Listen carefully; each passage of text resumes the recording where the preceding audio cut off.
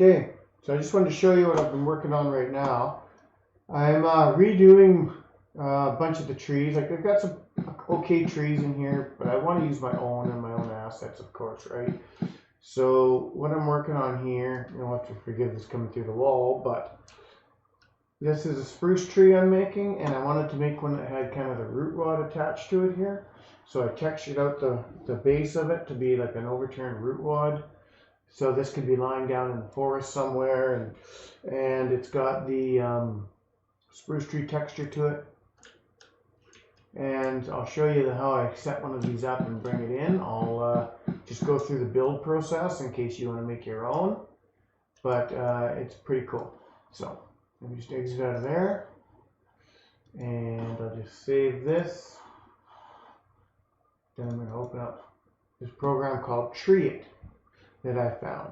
Now there are some issues with it. It has a hard time sending the vertex colors through. So if I'm in vertex mode here, it sends colors through and doesn't let me escape that. So I'm just going to put it in normal mode. Actually, put it in rough mode. And so what I've got here now is a base tree. So what I'm going to do to start with is I want to see how this tree is going to look. So the first thing I'm going to do is I think I'm going to kind of make like a, what am I going to make? I'm just going to make a log. I'm going to make a curvy log, but I'll show you how some of the other stuff is done. So what I want to do is go over here to trunk, and then in trunk I'm going to load the texture. I'm going to use the same texture because I want it to be the same type of a tree. Or actually, no. I'm going to make it an on-the-ground mossy tree. So what I'm going to do here is I'm going to choose a mossy bark texture. Yeah, probably not that one. That one. That one. I like that one, but that one's real mossy. I'm going to use the real mossy one. Okay. Then blend texture, I'm going to use the same texture. And then for the stump texture, I'm going to go down here to my uprooted stump because I want it to be just a gnarly end on it. And I'm not even going to worry about normal maps or roughness maps because I'm not actually going to be using them. Now I could use them. This program exports into an older FBX format, and you can just input that in. But if you want to use normals, what you've got to do is then convert it to a 2013 using Autodesk FBX, and then from there what you can do is bring it into Blender, scale it, apply your tangents. That's an important thing. In the geometry you have to apply your tangent files, and then you can export it. But I think this will be fine for what I'm wanting to do. I'm just wanting some logs to lie on the ground and stuff. I don't know that I really need to add the normals and stuff to them, but I will. I'll just go in here to show you the process. I'm just going to add, and we're just going to go bark 4 normal. Oh no, wait, mossy 4 normal. Here we go. And I don't need to worry about my blend texture. Okay, so now what I want to do is I can mess with all of this. I could change the length, and I'm going to do that. I'm going to bring it right down here. And I can change the length increments if I want. I could change the length of curvature. And what that does is change it from top to bottom, how it's going to lay out. And I'm just going to make this a stump. I'm not going to bring the flares up. Well, actually, yeah, you know what? I'll bring the flares up about halfway. Trunk radius, I'm going to make that thicker, thinner. I'm going to leave it about there. Yeah, I'll leave it about there. Then I'm not too worried about radius curvature. I haven't played around too much with these signs. I could play around with them, but noise, just turn that up a little bit just to add a little bit of, just kind of roughens up the bark a bit more. Crinkliness. Now this just gives it a bit of a twist. So if I go all the way, you can see it's just creating this gnarly root, which you could use in like a witch's forest or something, whatever you want. But I just want a little bit of gnarly to it. That should be good for what I'm looking for. Okay, And then you can adjust the curvature. So you can make it really gnarly, not so gnarly. I'm going to go about there because I just want it to be a neat thing to add onto the ground. Put some ferns and stuff around it. Minimum bend. Maximum bend. Yeah, that should be fine. I don't need to do too much more than that. What I do want to do though is, because I'm trying to keep you can split the trunk, by the way, so I can add a split to the trunk and make some neat ground branches and stuff like that. I think I might actually. Now I can change where that split comes apart at, and I'm going to split it up there. You can also change it this way. Split it right at the bottom.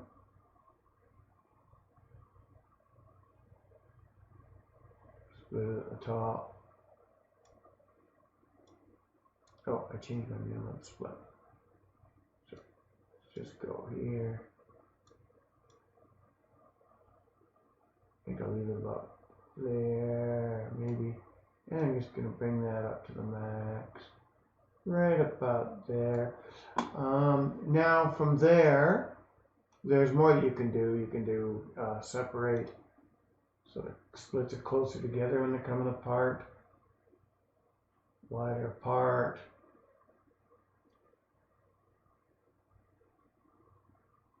I'm just going to go there. Add a bit of a bend to it.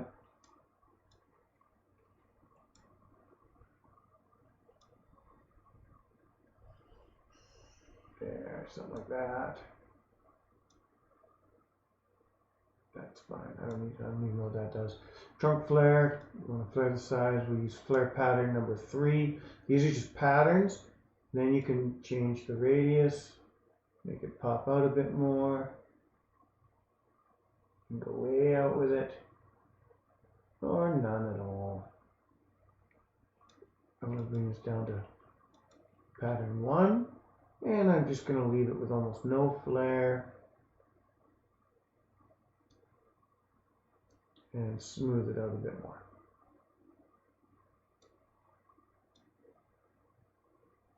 There we go.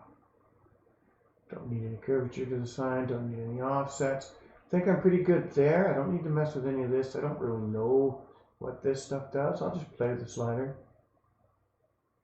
Yeah, actually I like that. It gives it thick belly up there and less of a belly there. That's pretty sweet. Now down here you can see I'm at 948 polygons. So if I go all the way back up here, trunk segments, I could take those down or up. I go down to 20. That's now dropped my polygons down to 804. So, and I have none on branches, none on anything else, and I don't think I need anything else on this.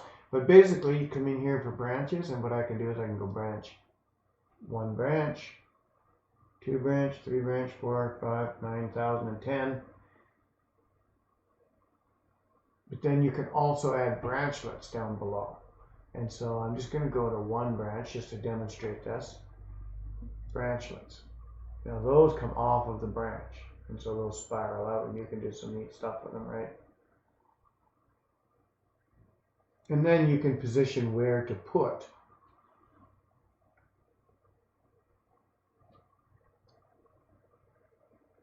I'm going to come down here, and I'm just going to go to 8 branch sides. Just going to go to 8. An octagon's fine. Don't need to worry about the subdivision. Take it down to 2. Back down to 800 polygons again. I got a branch there. Let's work on the branch now. So what I want to do here now, I'm going to shorten this branch length. Bring them into there. Length increment. I can actually make the increments a little bigger. More or less. Length curvature. You can bend it around. The center, you can move where the center of it is so it curves at a different spot. change the branch radius, thin, thick, branch sign, all sorts of things like that. But what I'm going to do is I'm just going to leave it like that, and I'm going to just demonstrate the leaf for you. So I'm just going to go leaf, and then geometry, we're going to go double-sided, and I'm just going to choose diamond shape here. Oh. Delete leaf. Yes. There, what did I miss? There's something here I need to do. Oh, leaf count. Gotta actually add leaves. So there, we've added leaves. We've got a huge amount of leaves, less leaves, a few leaves, and then so turn diamond off, and it's on alpha count. I turn alpha count test off, diamond on, quad poly, cone, stem, and so you can see how you'll get a different distribution. So like, let me zoom in on this a bit here. So here you would get a, that's more of a stem bud, so you'd use that for, I don't know, maybe a fruit. Cone, that's going to give you, zoom out a little bit and rotate this. That's going to give you, go down to 4. That's going to make kind of a cone shape. It's going to wrap around the leaf, which might be like a pine tree or something, rather than a cedar tree that lays flat, or a hemlock tree that lays flat. You can change your leaf size, distribution, whatever. I'm going to go, I'm not going to add a texture because I'm actually not going to put leaves on this one. But yeah, what I can do is go texture, and then we'll just go here, and you can go whatever leaf you want. I'll just give a maple leaf because it's familiar. Everybody knows what that looks like. Okay, so there's a maple leaf. But right here in this little thing, you need to come over and choose where to mount it. I'm going to mount it right there. And now I'm going to come up here and turn the alpha test back on. Then you can see it better. So what that is, just renders in engine the alpha, so you can see your placement. But you can see cone doesn't really work for this, right? So we're going to turn cone off. We've got a stem build, so it means it comes out from the branch there. But if I turn stem, go to quad poly, diamond. Diamond's about the best one. You could do it a square though. This one works fine for polyquad because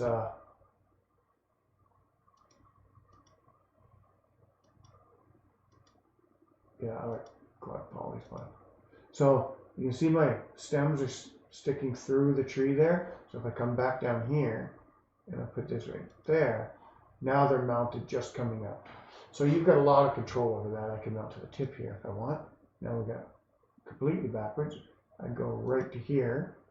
Now they're mounted in partly in the node, but of course for this one it's best to mount there, or right there maybe, depending on what you've got happening. If you're coming off of branchlets and stuff, you could work that way.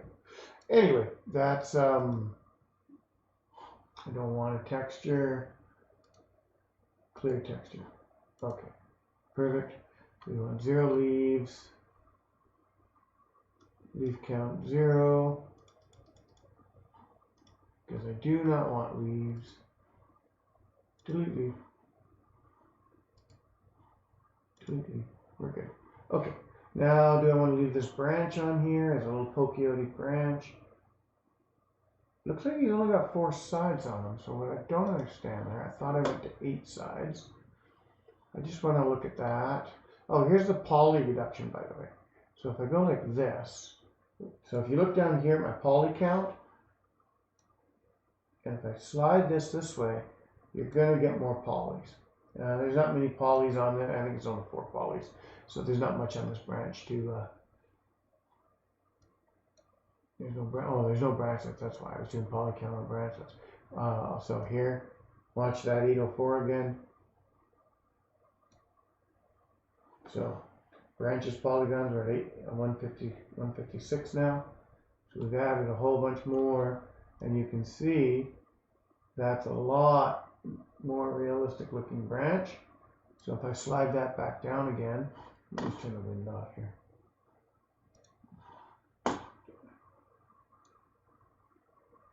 And you can change it. So we can go down to about 50 here. There we go, we're at halfway. So you can see here, it's a little more polygon, but now we're only down to 30 polygons for the branches because we don't, we kind of modified that down a bit. So that's pretty cool. See what happens if I subdivide that again. Yeah, no, it just makes more triangles, doesn't really do anything. So yeah, I could leave that in and looks pretty good. My crinkly up there looks pretty good. I'm gonna leave that branch in. I think total polygons 834. We're under 1,000. I think that looks pretty good. I'm gonna just bring that up a little bit more. 55. Just slightly more, but it smooths out where it attaches here at the central node. Now I want to go back to the trunk. And then what I want to do at the trunk here is, I think, I'm going to subdivide that one more time. 4. That brings me up to polygons. This one works the opposite. So 1,000 polygons there, and you can see that it's, if I come all the way this way, let's go all the way this way. It's got quite a bit of polygons going on in there. And then if I bring that up there, now I'm down to 716 polygons. And you know, for this, it actually still looks pretty good. I don't know that I need to really do anything to change that out. I just gotta fix this crinkly in here, and I'm not sure. Polygon count's gonna make a difference there. Okay.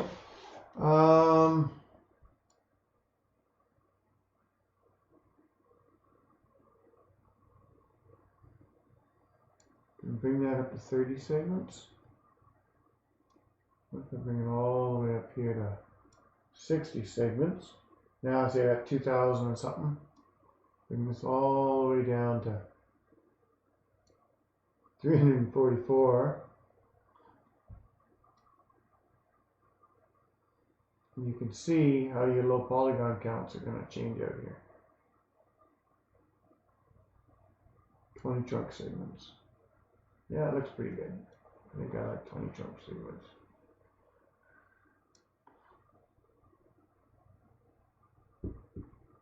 Okay.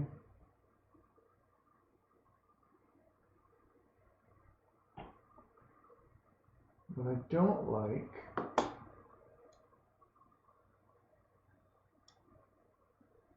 is this up here. I'm not sure what that's.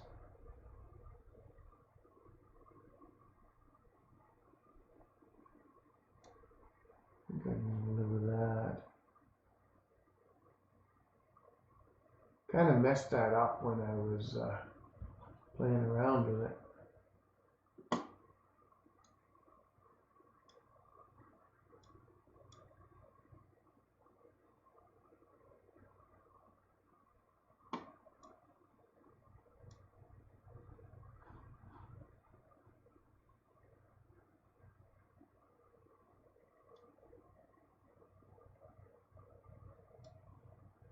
Okay. I just don't know what I did to muck those up at the end there.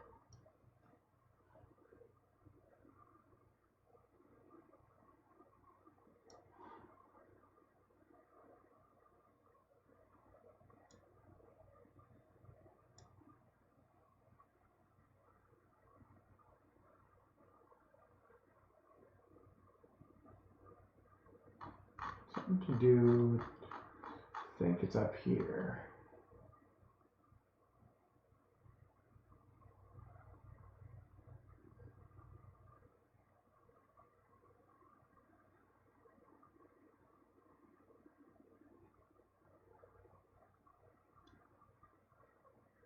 Yeah, maybe. That actually looks pretty good there.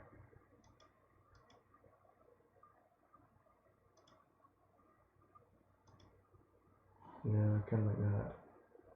Trunk radius, radius curvature. There we go. That's a little better. Okay. Sure.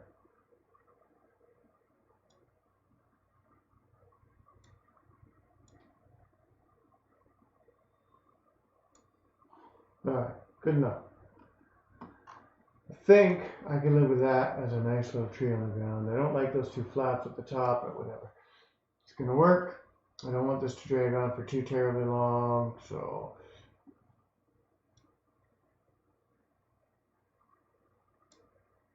yeah.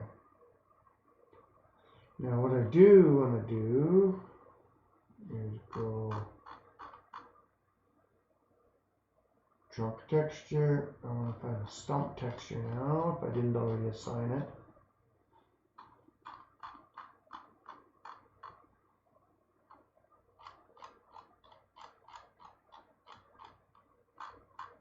Where did I?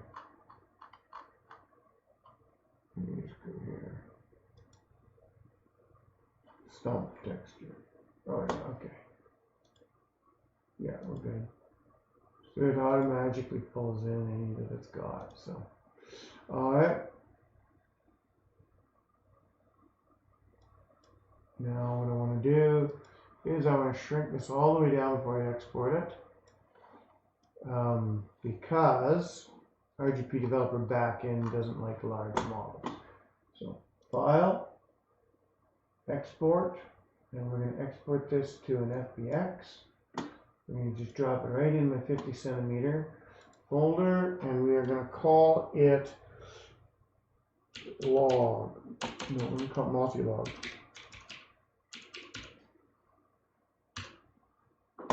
Save. I'm going to close this out. And now we're going to go just into RGP Developer Backend, Resources, Add, Local Files. We're already in that folder, and so we're looking now for Mossy Log. Add, OK, add all new. Now we got this big ass log. So we're going to hit OK on that. We're going to place it, and what you're going to see is it's still pretty big. So we're going to go scale it down. Pretty good right there. Sure, I can live with that. And then I'm going to just go and rotate it.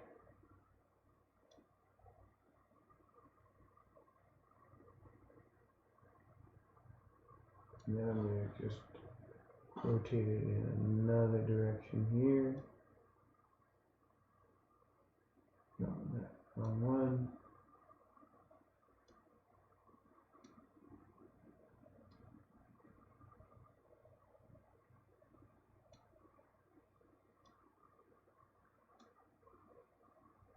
Come on. There we go. That's what I want to do. I'm just going to go like that. I'm just going to move it up a bit.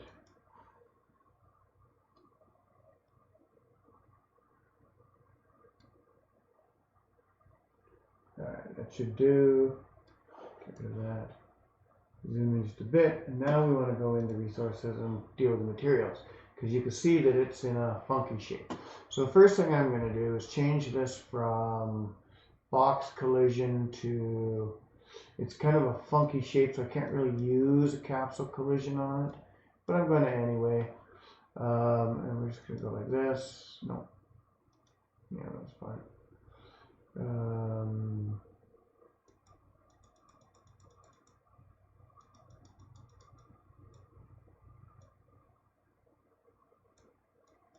Sure.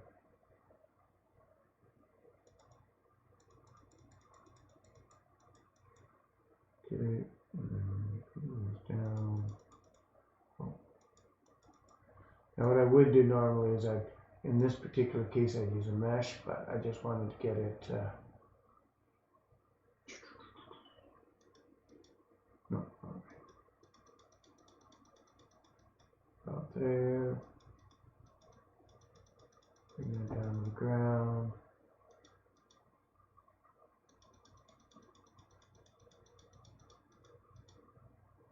Good enough. Okay, now we got a decent enough. Okay, so I'm just going to apply that. Now I'm going to go back into resources, and now I'm going to go to the materials for it. And now what we're going to do is we're going to come down here, and we've got this is the tree bark, and we're going to change that simply to map no lit. Okay, then we're going to come over here, and we're going to go mossy tree root.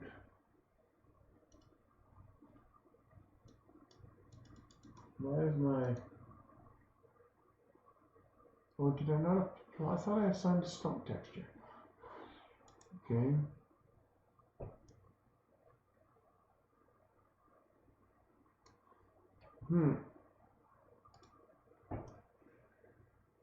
There's definitely something I've done with the base of the stump. I haven't assigned a... Okay.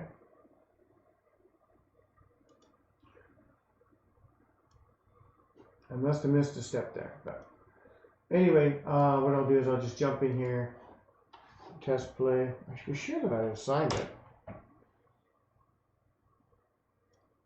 Just see if it actually comes out real quick here. If it's gone, no, it's gone. Okay. So what I'm going to do is go back into resources, go back into 3D stamps, then mossy log 1. Then I'm going to come down here to material 1. That's why it's missing material 1. We're just going to give it that. Perfect. And now, why didn't it update?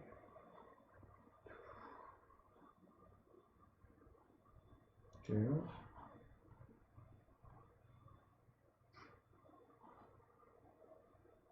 Walls.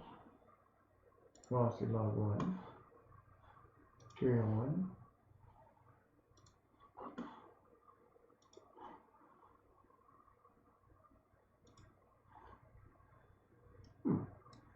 For whatever reason, it does not want to take that material.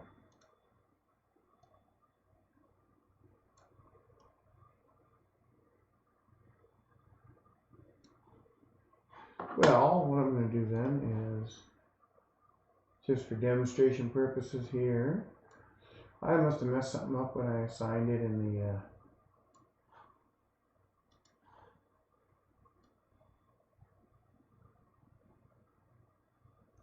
there we go. And what we'll do is we'll just that come over here and just stick out of the ground like that.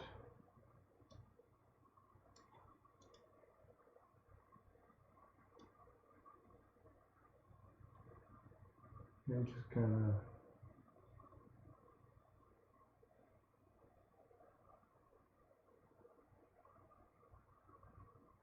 yeah, whatever, good enough.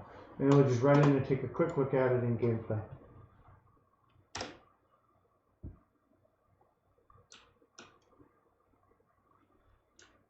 And that's where you can see that bark looks pretty good.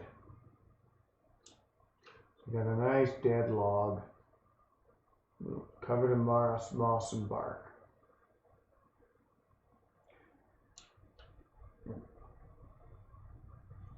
So there you have it.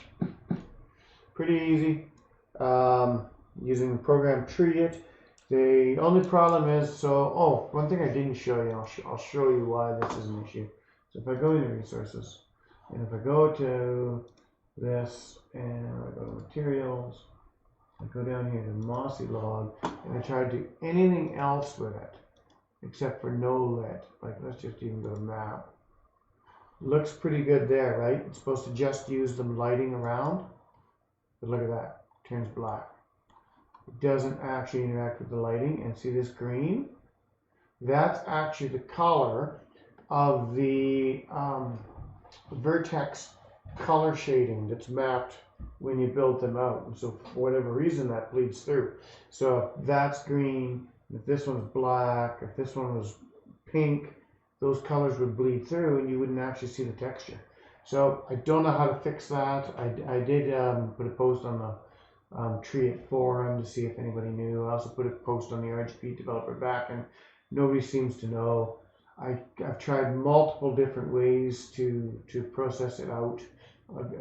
I made it as an OBJ format, etc., etc.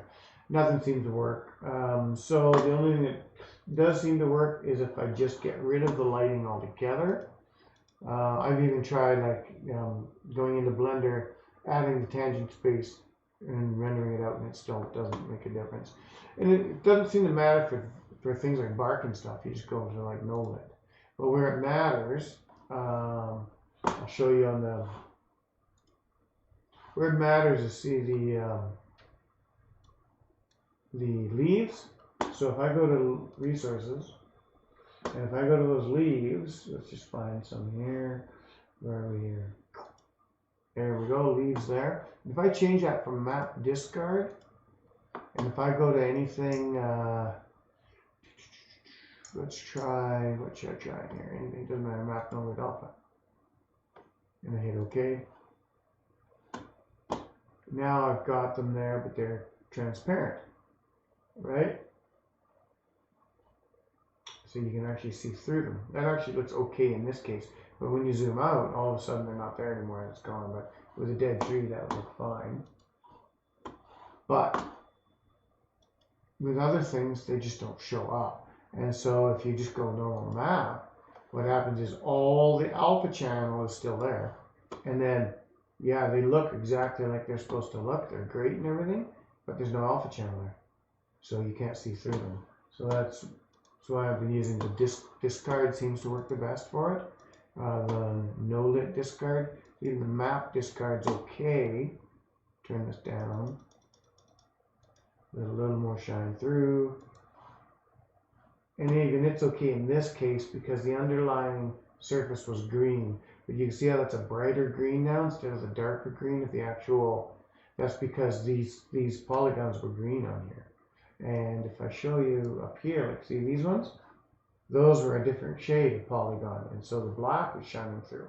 There's only a little bit of green on it. Again, on a tree that looks all right, but now imagine doing like a lily pad or a daisy or something, and you've got green shining through instead of the white daisy texture. So, you know, there are lots of concerns with this. But anyway, yeah, I'm just gonna leave that like that. I don't mind how that looks. But that's where I'm going to leave it for today. I know this one's dragged on a little bit, but I just wanted to kind of give you a walkthrough in case anyone wanted to try using TreeIT themselves. And after this, I'm going to go back in and see why I didn't add the stump to that. So have a great day. See you in the next one.